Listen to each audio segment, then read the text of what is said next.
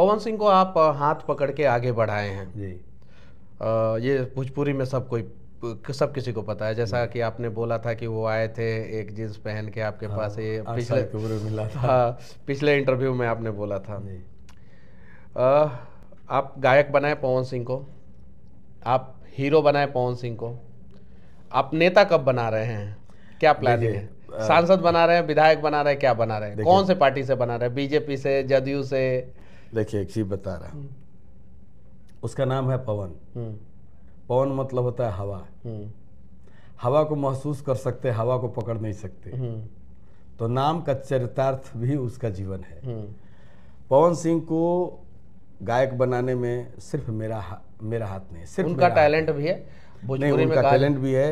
उनके चाचा हैं अजीत सिंह जी, उनके बगैर पवन सिंह की जीवनी लिखी नहीं जा सकती।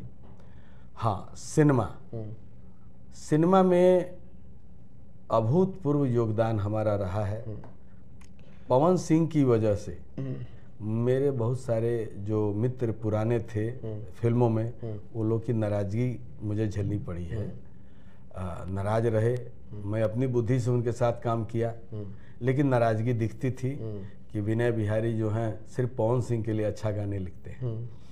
अच्छे गाने जो है दूसरों के लिए नहीं लिखते। फील्डिंग जो है पवन सिंह के लिए करते हैं, मेरे लिए नहीं करते। ये तो दिख रहा है भाई। हाँ, आप तो फील्डिंग कर रहे हैं। आप जो है एक एक दिन में जो है उप मुख्यमंत्री से, मुख्यमंत्री से सबसे मिला दिए, तो लोग तो कहेगा कि आप फील्डिंग करते हैं। एक मिनट सुनिए, देखिए, आप किसी के सहारे हो सकते हैं, आप किसी की तकदीर नहीं हो सकते। ये बहुत बड़ी बात आपने बोला। मैं भी सहारा हूँ, पवन सिंह की तकदीर नहीं हूँ।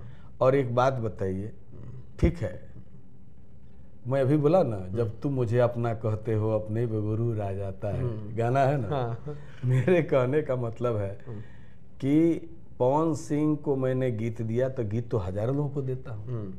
पवन सिंह को मैंने फिल्में दी, बहुत लोगों को फिल्में दी, वो समय थी हमारी हस्ती, है ना। लेकिन आदमी अपनी काबिलियत से अपना मकाम बनाता है, सहयोग बहुत लोगों का हो सकता है। कौन सा सीट पवन सिंह के लिए? देखिए, आरा, सारण, पहले तो एक बात बताए, मुझे इधर एक दंश झेलना पड़ रहा है, या वो बंगाल का जो आसनसोल है वो, या जहाँ पे पवन सिंह पैदा हुए हैं हावड़ा में 6 साल तक वहाँ पे रहे हैं वो, या बिहार का जो किशनगंज सीट है जो सबसे टफ है बीजेपी के लिए, वो कौन सा सीट? अभी आपको मैं बताया था। देखिए, पवन सिंह आज से 20 रोज पहले मुझे मिले इस मकसद से। हाँ। इस मकसद से उन्होंने कहा, चाचा हमको आप 1 घंटे का समय दीजिए। बेटा 3 घंटे का समय ले लो। कहा ना बोलो। तो मेरे बहनोई साहब हैं, उनकी ऑफिस है अपनी, उनका उसी में ऑफिस में स्टूडियो भी है, उनका म्यूजिकल चैनल भी चलता है। तो पवन सिंह जी मैक्सिमम वहीं ठहरते हैं, क्योंकि उस ऑफिस के बगल में पवन सिंह का अपना मकान भी बन रहा है। और मेरे बहनोई साहब जो हैं दीपक सिंह जी, उनका व्यवसायिक काम भी देखते हैं।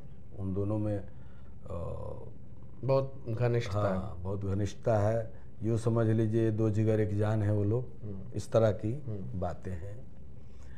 तो मैं वहाँ गया, उन्होंने कहा कि मनोज तिवारी जी हों, चाहे रवि किशन जी हों, चाहे दिनेश जी हों, ये तीनों लोग बीजेपी के नहीं थे।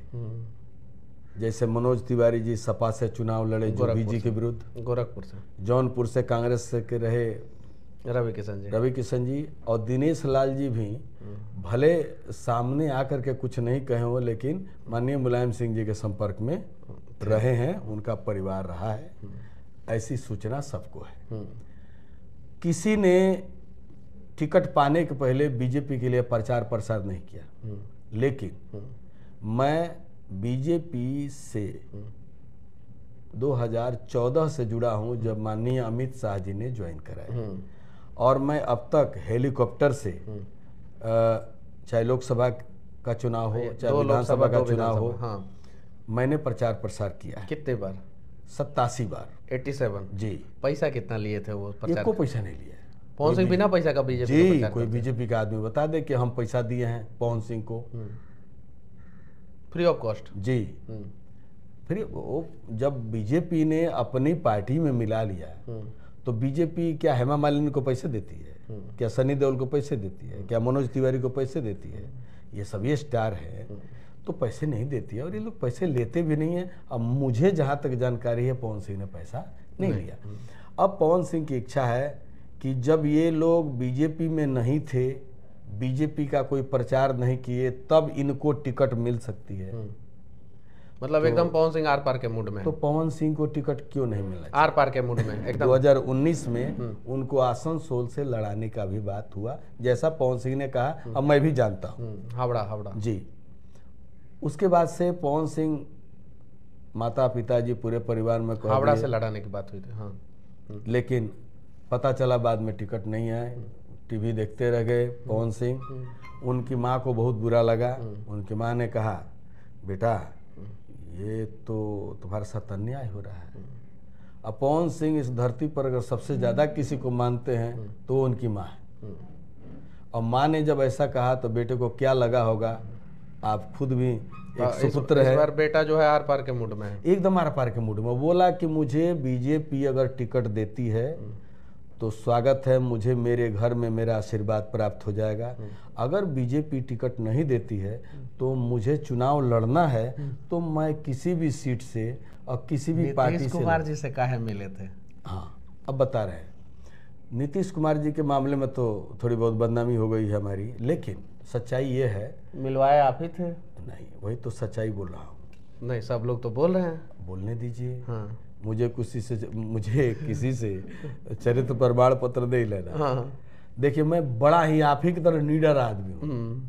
मेरी कलम तो कोई नहीं। और मैंने पूरे बिहार में सबसे ज्यादा किसी पॉलिटिकल व्यक्ति का इंटरव्यू लिया है पूरे बिहार में, तो वो आप है। नहीं, वो तो उसके लिए आपको बहुत बहुत धन्यवाद हमारे भाई। क्यों नहीं, आप जो है जो सवाल होता है वो खुल के बोलते हैं, और ये कभी नहीं कहे कि भाई सवाल क्या होगा, मुद्दा क्या होगा, ये कभी आपने नहीं कहा।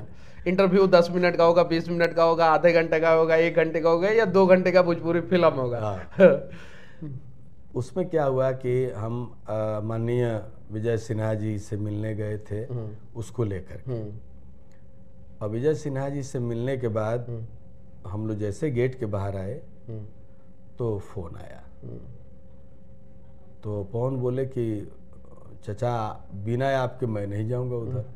तो हम कह रहे यार तो मुझे क्या प्रॉब्लम, जब हमारी पार्टी नीतीश कुमार से गलबहियां कर ली, जब हमारी पार्टी, दर्द दिख रहा है दिल का, क्यों नहीं कहेंगे? हम कहेंगे अमित शाह जी लौरिया के भाषण में बोले, आप ही के विधानसभा में, आप ही के विधानसभा में, मेरे विधानसभा में लौरिया माननीय आदरणीय अमित शाह जी ने कहा कि अब नीतीश कुमार के साथ कोई गठबंधन कभी भी नहीं होगा। भीड़ थी 70,000। और उस मंच पे मैं था, मैं गवाह हूँ। मैं भी मौजूद था, याद है ना? जी, आप भी मौजूद था। तो अब जब इतने बड़े बड़े नेता 50 बार नीतीश कुमार जी बोले होंगे, लेकिन राजनीति में क्या होता है, परमानेंट किसी का कोई न दोस्त होता है न किसी का कोई दुश्मन होता है। आजकल मैं सुनने लगा हूँ, नहीं तो मैं लोहिया जी के ज़माने में सुनता था कि जिंदा कौम 5 साल का इंतजार नहीं करती है। हमने बहुत कुछ सीखा जयप्रकाश नारायण से, कर्पूरी ठाकुर जी से। किसने मिलाया उनको? नहीं, उनको पवन सिंह जी को फोन आया। मैं पवन सिंह एक ही गाड़ी में थे, हम गए। कहाँ से फोन आया था? एक अन्य मार्ग से आया था, नीतीश कुमार जी के माध्यम से आया था। नीतीश कुमार जी के माध्यम से। फोन पे कौन बातचीत किया था? वही हरिंदर जी हैं उनके यहाँ, से बात हुई थी। और मुझे लगता है नीतीश कुमार जी मन बना लिए हैं पवन सिंह को जो है चुनाव लड़ाने का। पवन सिंह अगर चुनाव लड़ेंगे तो हो सकता है नीतीश कुमार जी उनको टिकट दे दे, ऐसा मुझे उनकी बातचीत से लगा एकदम 100%।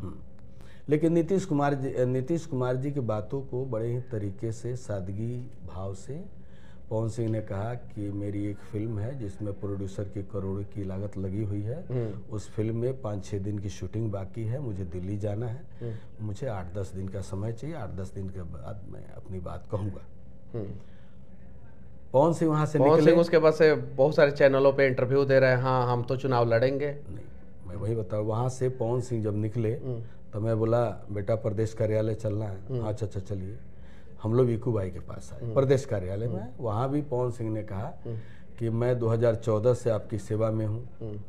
हमारे जितने भी स्टार भोजपुरी में जो हैं, जितने भी स्टार, चाहे वो विनय बिहारी, मैं पहला खाता खोलने वाला तो मैं हूँ। लेकिन स्टेज पे पवन सिंह का जो एक्टिविटीज रहता है, एग्रेशन रहता है, जो बातें रहती है, हालांकि वैसी बातें तो हम लोग भी करते हैं और अब हम लोगों ने सुधार किया है। पहले वैसी बातें मेरे मुंह से भी निकल जाती थी और शायद मेरा और उनका नेचर सेम है, जो अंदर है वो बाहर है।